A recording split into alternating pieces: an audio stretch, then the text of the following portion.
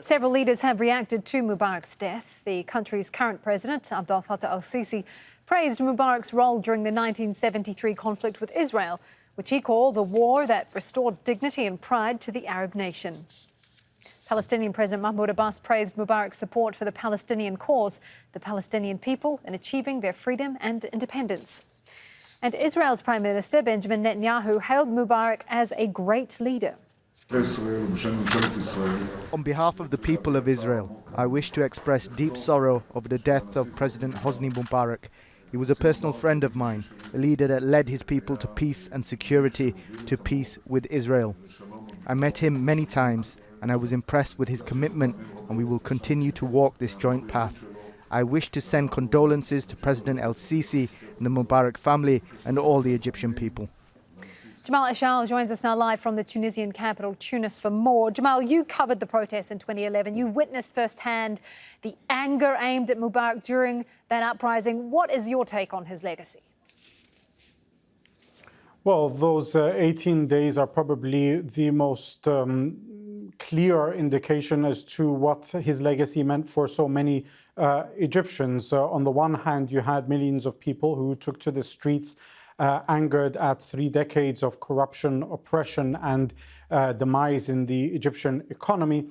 And on the other hand, there were elements who were loyal to Mubarak that he used to essentially fight those people off the streets and in some cases even kill them. It was probably in a country where there has been little free or fair scope for people to express themselves. In those 18 days, we saw the most honest response, or the most honest account of what millions of Egyptians felt was the Mubarak legacy. And if we try and wrap them up in a couple of minutes, here are some of those highlights from those 18 days.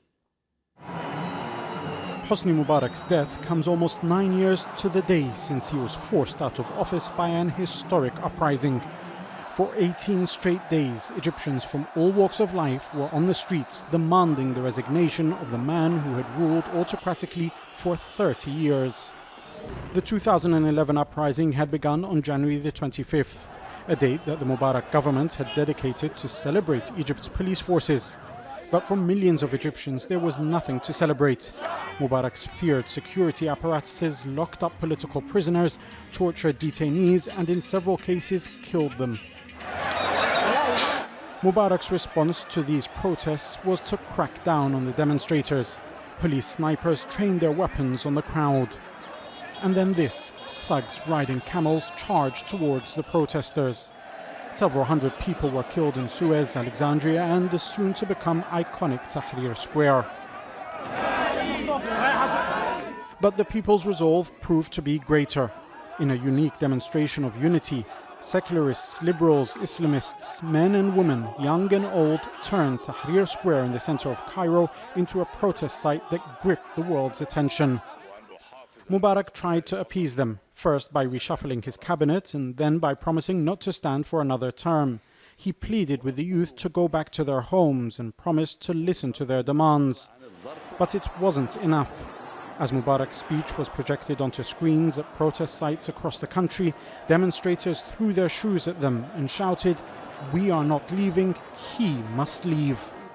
Mubarak's grip on power largely depended on the army. It was his military career that propelled him to power. So when the army decided they would no longer support him, it was announced that he was stepping down.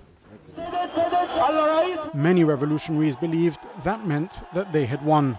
But the chant that had been ringing out in the streets of Egypt for those 18 days was, "The people demand the fall of the regime." And what those revolutionaries didn't realize was that while Mubarak may have fallen, the regime was to remain even stronger. So there is a sentiment amongst people now when they look at the legacy of Hosni Mubarak, maybe that they will look at it in light of the fact of how bad the situation is in Egypt today compared to the relatively less worse, not better, but less worse situation it was under Mubarak. And that's more of a reflection as to just how autocratic things have gone even since he has left, rather than a reflection of the legacy that he leaves behind. Obviously, there will be in the coming 24 hours an assessment from a more traditional analytical perspective when we look at the funeral procession that will take place and all the different sentiments that will be expressed by world leaders, to look at Mubarak as that statesman, as somebody who ruled the Arab world's most populous country for so long. But for the average Egyptian who saw the value of the Egyptian currency go down consistently over the years, who saw the level of unemployment rise consistently over the years, who saw the number of prisons increase and the political prisoners increase as well, for them, they see that that is the real legacy of Hosni Mubarak, who essentially not just represented himself as a leader, but the military institution which has been gripping power in Egypt for more than 60 years now. Jamal el-Shayyal there live from Tunis. Thank you.